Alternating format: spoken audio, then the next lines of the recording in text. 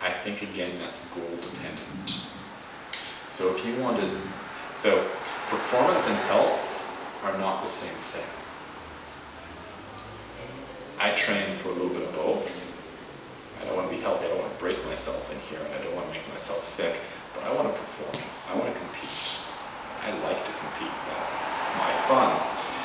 And so for me, it's enough rest that my body's not all beat up, that I'm not feeling sick and tired and unable to drag myself in, I can't face another workout. You know, I have to be feeling physically and mentally capable of coming in and working, and if not, then I just dial back my workout. If I'm going to come in, maybe I dial it back to 70% or whatever.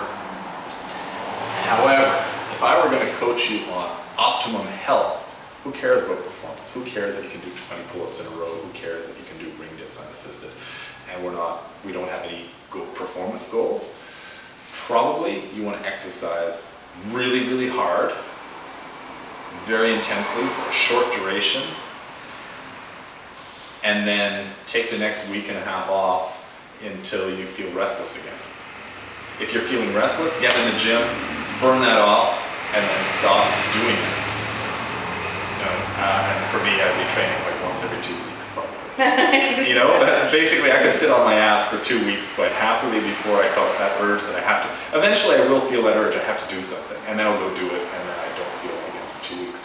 So that would probably be healthier, but I wouldn't get the performance goals I'm looking for. Yeah, that's such fun thing. You know, and I do like having, you know, this is a game, this is fun for me. So, but I think again, every individual is going to be different. Age is going to determine that.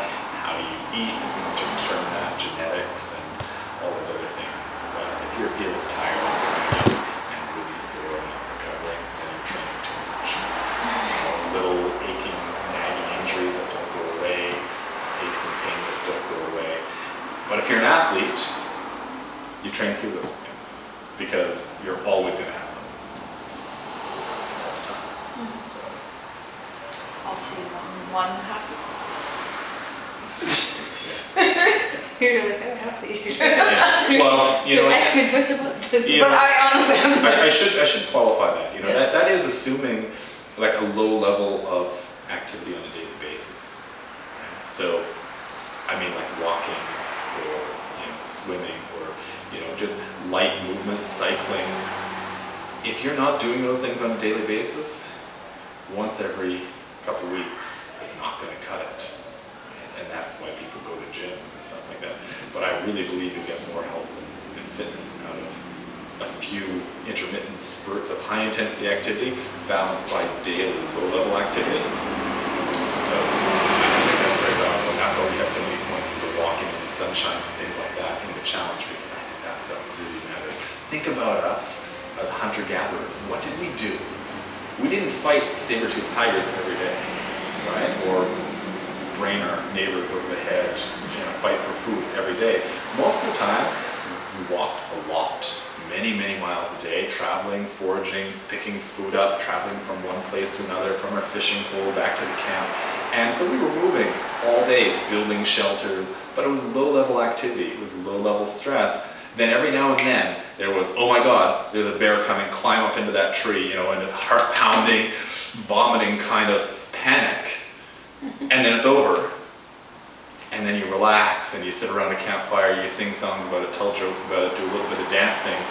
And so most of the time you're doing this very low intensity, long duration type of work. Every now and then there was something super high intensity. And then there was some good downtime as well. And so that's kind of how our bodies evolved. Now we're in a world where we're fairly sedentary. We don't have that low-level constant activity. It's one of the reasons why I try to walk to and from work as much as I can, right? So I get a little bit of that. It's about 25 to 50 minutes per day of low-intensity stuff. And we rarely have any major emergencies, like life or death emergencies. CrossFit manufactures some that are pretty good, though. Where you feel like, oh my God, I'm going to die if I do another thruster. And so that's what's great about CrossFit. But then we have this background of constant stress. Gotta make rent, gotta pay taxes, gotta pay the insurance, gotta do all that kind of stuff. And so a lot of it becomes managing those kind of background pieces. walking is it cumulative or at one sitting 30 minutes? No, it's cumulative. What? Wait, no, I don't mean like I did walk 5 minutes and 5 minutes and 5 minutes. Oh, you mean for the point system? Yeah, well, because that's what I do at work. Like I go back and forth on the stairs. That's too hard to measure. That's too hard to measure for our purposes, but it's certainly good for you. Okay, so good. It's certainly good for you. Great. So I gotta get 0 brownie points. We all do that, right? I mean, I walk all day in here, right? We all do something like that. Doing more of it is good, but it won't count for points for the purpose of our challenge. It's hard to quantify. This is getting harder and harder. How are we doing so far? We're doing okay? Yeah. All right.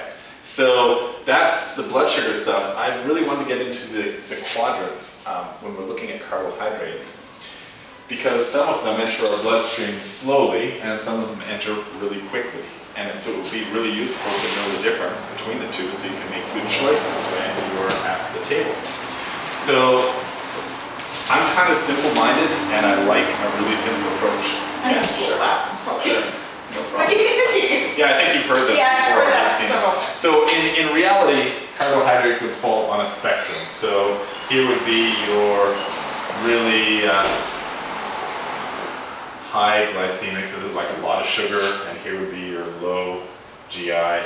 And you could line up all your carbohydrates on a line like that and put them in order.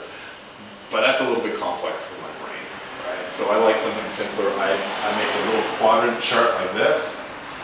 And because I'm also performance oriented, I like to look at not just the carbohydrate load, I also like to look at the nutritional value of the food.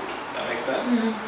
So this is going to be my high glycemic. So this is stuff with a lot of sugar up here. This is my low, so very low sugar.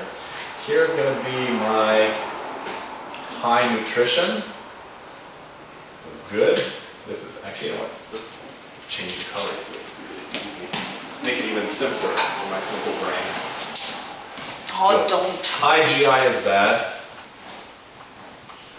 And low nutrition is bad.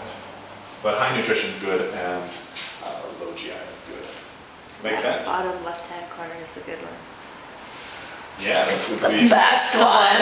this would be kind of the golden spot, right? We really want to That would be like a perfect man, you know, who doesn't farm, it takes care of the dinner and romantic. All right. Well, I was told that I saw a picture of women's porno, and it's a fit young guy shirtless with a vacuum cleaner in the So that's what gets women turned on, apparently. With a kid in the snuggle. Oh God. So I like to group things like this, and so let's take a look. Where can we fit in different carbohydrates? So it doesn't matter which quadrant we start in. Why don't we start here? So high nutrition but high glycemic. So it's going to spike your blood sugar, but it's pretty nutritious. Yeah, you know what? I would actually not say they're terrible, you know, in relation to a lot of things. But yeah, they're on the higher end for sure on the spectrum. Yeah, I'd say And bananas. Corn, I guess. bananas. I think bananas are a slightly better one.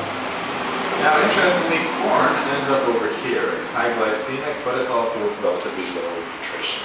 Huh. So Rice? yeah, rice was over here as well, low nutrition, but high in sugar. Great. That's what it works. That's a drunk country. Don't eat that corner. What nutrition high? Oh, you're asking us to call carbs out? Is that what These are all carbs. Bananas, Yeah. yams, Yeah. potatoes. So high nutrition, high glycemic index. I'm going to put like right near the top here something like orange juice, any juice, Oh. right? Any kind of juice is really high glycemic. Sure, it's got nutrients in it, but it's spiking your blood sugar like crazy. Well, sugar. Sugar is low nutrition. Yes, And that's low. true. Yeah, sugar goes over here for sure. But what about like tropical fruit because they will be high nutrition but high High glycemic. Yeah, so we would say tropical fruits. We go somewhere in there. Honey, Honey? Yeah, I would definitely say honey is in here. agave. Agave somewhere. I'm not sure what the nutritional Yeah. values of agave, so I can't It's probably speak to low. that. Yeah, I can't speak to that. But definitely has an instant response. It's high glycemic. Oh, I can feel it. I cannot do agave anymore Yeah. at all. I never took it too well. How about we go into here? High nutrition but low glycemic. Berries. Berries. Like greens and that's like Yes. vegetables basically, right? Yeah, most of your veggies are going to fall in here. Oh no, we're talking carbs only, right? Yeah. Yeah, just carbs. Yeah, just only Berries, carbs. veggies. Fruit. Yeah, many of your fruits, like you said, some tropical fruits can be up here, but yeah, they're all going to fall in that high nutrition section. Oh, oatmeal. Where do you put oatmeal? The bad sort. Yeah. The wheat, The drunk. Good the stuff. noodles, Bread, bread. Yeah, like, well, crackers. I don't eat any of them except rice sometimes. So those are all low nutrition and high glycemic index. What about yogurt and cheese? Cheese, where do you Cheese put is protein. Protein. Oh, Yeah. we count that as a protein? Yeah, Yeah, that's it's true. mostly protein. But yogurt would be sort of Yogurt's more. about 50% protein and 50% carbohydrate. So where would you put the 50? I'd say it's probably in here, right? Oh, really? Because it's 50% Protein. protein. I would say it's probably in the lower GI. Oh, it's So also that's 50% of the protein. it's 50% protein, 50% carbs. Yeah. What about nuts and seeds would be on that one? Again, that's fats. Oh, that's So fat, of hold course. on, But- if it's, so yogurt is okay? Why do we put yogurt as okay? Dairy. Filled no. What do you mean okay? Feel? Well, on this chart as a carb, which is 50% of it, it's a good carb, Yeah. right? And then protein, it's a good thing for your You're asking body. why it's 2 points in our food challenge? Yeah, Okay, so what we're looking at here is the effect on blood sugar. yeah. That's all we're looking at here, Oh. is effect on blood sugar. We're not looking at effect on leptin. We're not looking at effect on allergic response for people. So dairy triggers a lot of problems for a lot of people. So our nutritional challenge is designed around what works best for the largest population. Dairy and wheat do not. So if you are not dairy intolerant, like if you know for a fact that you are good with dairy, would yogurt make it okay? No? Yes, and it's still going to be 2 points in our challenge. In our challenge, yeah, No, I absolutely, I don't, so I think any of these things can be okay, right? I even think, like when I'm training a lot and I'm glycogen depleted, like rice is a fairly innocuous way of getting some sugar in there quickly. It's not that harmful compared to a wheat or something like that. So I eat rice from time to time.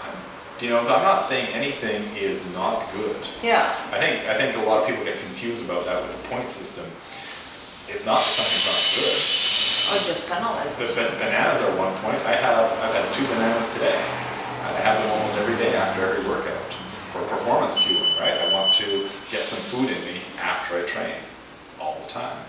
So there's nothing. Yeah, well, there are some things, but there's Yeah, like, few why? things. Because we can't think of candy and Jelly bellies. jelly bellies. They're pretty much in that bad drunk category. Few things on here that I would say are absolutely no-go ever.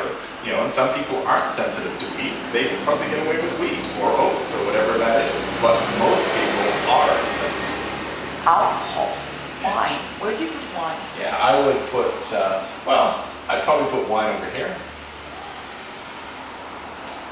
There. What about cider? I don't know. I really don't know. But It it's has going lots of to be sugar. high glycemic. I don't know if it's how nutritious it is Yeah, I in don't comparison to wine. I don't know what the comparative stats are. But it's high in sugar.